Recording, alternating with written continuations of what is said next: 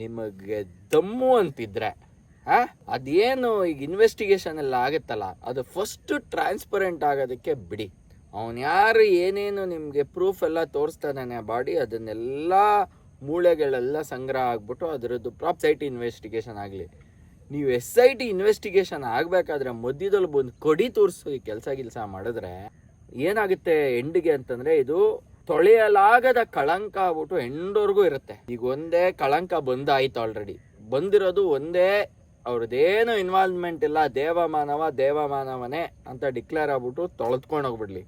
ಇಲ್ಲ ದೇವಮಾನವ ನಿತ್ಯಾನಂದ ಅನ್ನೋದು ಪ್ರೂವ್ ಆಗ್ಬಿಟ್ಟು ದೇವಮಾನವ should get down, somebody else should get that place. ಇನ್ಯಾರು ಈ ಧರ್ಮಸ್ಥಳ ಮಂಜುನಾಥನ್ಗಿಂತ ದೊಡ್ಡ ದೇವಮಾನವ ಯಾರು ಇರ್ತಾರೆ? ಗಣೇಶನು ಮೊದಲು ಮನುಷ್ಯ ಆಗಿದ್ದ, ಗಣೇಶನ್ಗೆ ಸೊಂಡ್ಲು ಅದನ್ನ ದೇವರು ಅಂತ ಜನ ಪ್ರತಿರೂಪವಾಗಿ ಮಾಡಕ್ ಶುರು ಮಾಡಿದ್ರು. ಈಗ ತಪ್ಪು ಮಾಡಿದ್ದಾರೆ ಅಂತಂದ್ಮೇಲೆ ಅವ್ರಿಗೆ ಶಿಕ್ಷೆ ಆಗ್ಲೇಬೇಕು. ಶಿಕ್ಷೆ ಆಗಬೇಕು ಅಂತಂದ್ರೆ ಸುಲಲಿತವಾಗಿ ಅದೇನಿದೆ ಇನ್ವೆಸ್ಟಿಗೇಷನ್ ಆಗಬೇಕು. ಇಲ್ಲಿ ತಾನು ರಾಜಕೀಯದಲ್ಲಿದ್ದಾರೆ, ಯಾವ್ದಾರ ಇದ್ರ ಮೆಂಬರು ಅವರ ರಾಜಕೀಯ ಪವರ್ಸ್ಗಳನ್ನೆಲ್ಲ ಎಕ್ಸಸೈಸ್ ಮಾಡೋದಕ್ಕೆ ಜನ ಬಿಡಲ್ಲ. ಇವಂದೆ ಪ್ರಜ್ವಲ್ದ ಕೇಸ್ ಆಯ್ತಲ್ವಾ, ಹೀಗಾಗಿರೋದು ಏನು ಬಿಟ್ಬಿಟ್ರ ಪ್ರಜ್ವಲ್ನ? ಈಗ ತಪ್ಪಾಗಿದೆ ಅಂತಂದ್ಬಿಟ್ಟು ಟ್ರಾನ್ಸ್ಪರೆಂಟ್ ಇನ್ವೆಸ್ಟಿಗೇಷನ್ ಮಾಡ್ಬಿಟ್ಟು ಅವ್ನು ಜೀವಾವಧಿ ಶಿಕ್ಷೆ ಕೊಟ್ಟವ್ರೆ, ಹೌದಾ? ನೆಕ್ಸ್ಟ್ ಮೇ ಬಿ ಮುಂದಿನ ಕೋರ್ಟಲ್ಲಿ ಹೋಗುತ್ತೆ, ಅದೇನು ಪ್ರೊಸೀಜರ್ ಆಗುತ್ತೆ.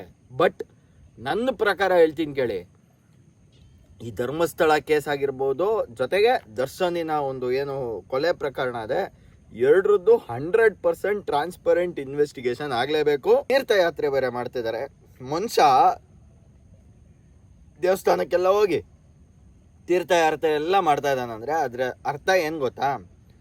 ಮನುಷ್ಯನಲ್ಲಿ ಪಾಪ ಪ್ರಜ್ಞೆ ಕಾಡ್ತಾ ಇದೆ ಅಂತ. ನಾವು ಅದನ್ನ ಆಲ್ರೆಡಿ ಇಂಡೈರೆಕ್ಟಾಗಿ ಪ್ರೂವ್ ಮಾಡಿ ತೋರಿಸ್ಕೊಬಿಟ್ಟವ್ರೆ ಪಾಪ ಪ್ರಜ್ಞೆನ. ಓಕೆ, ಇದು ಹಿಂದೆ ಅವರೊಂದಿಬ್ರದ್ದು ಹೀರೋಯಿನ್ಸ್ಗಳ ಕೇಸ್ ಆಗಿತ್ತು, ಏನೋ ಡ್ರಗ್ಸ್ ಗೀಕ್ಸ್ ಅಂತ ಕೇಸ್ ಆಗ್ಬಿಟ್ಟು ಆಮೇಲೆ ಅವ್ರು ಏನು ಮಾಡಿದ್ರು ಅಂತಂದರೆ, ನಾವು ಸಮಾಜ ಸೇವೆ ಮಾಡೋದು ಅಂತಂದ್ಬಿಟ್ಟು ಹೊರಗಡೆ ಬಂದ್ಬಿಟ್ಟು ಎಲ್ಲರಿಗೂ ಏನು ಊಟ ಕೊಡೋದು, ಅದು ಮಾಡೋದು, ಇದು ಮಾಡೋದು ಮಾಡ್ಬಿಟ್ಟು ಅದಾದಮೇಲೆ ಮುಸ್ರೆಗೆ ಒಂದು ಮೊಸರಾಕ ಕೆಲಸ ಮಾಡೋಕೆ ಹೋಗ್ಬೇಡಿ, ಬೆಣ್ಣೆ ಉಜ್ಜೋ ಕೆಲಸ ಮಾಡಬೇಡಿ. ಜನ ದಡ್ರಲ್ಲ, ಜನಕ್ಕೆ ತಲೆ ಐತೆ. ತಪ್ಪು ಮಾಡಿದರೆ ಆ ತಪ್ಪಿಗೆ ತಕ್ಕವಾಗಿ ಶಿಕ್ಷೆ ಆಗಿ ಹೊರಗಡೆ ಬರ್ತಾರೆ. ಯಾಕೆ ಗುರು, ಇವತ್ತು ಬಾಲಿವುಡ್ಡಲ್ಲೇ ಸಂಜಯ್ ದತ್ಗೆ ಅಷ್ಟು ದೊಡ್ಡ ಶಿಕ್ಷೆ ಆಗ್ಬಿಟ್ಟು ಆಮ್ಸ್ ಇದರಲ್ಲಿ ಅವನು ಹೊರಗಡೆ ಬಂದ್ಬಿಟ್ಟು ಈಗ ಟ್ರಾನ್ಸ್ಫಾರ್ಮ್ಡ್ ವ್ಯಕ್ತಿ ಆಗಿಲ್ವಾ, ಒಬ್ಬ ಒಳ್ಳೆ ವ್ಯಕ್ತಿತ್ವ ಆಗಿದ್ದಾನೆ. ಆ ಥರ ಎಲ್ರಿಗೂ ಚಾನ್ಸ್ ಇದೆ.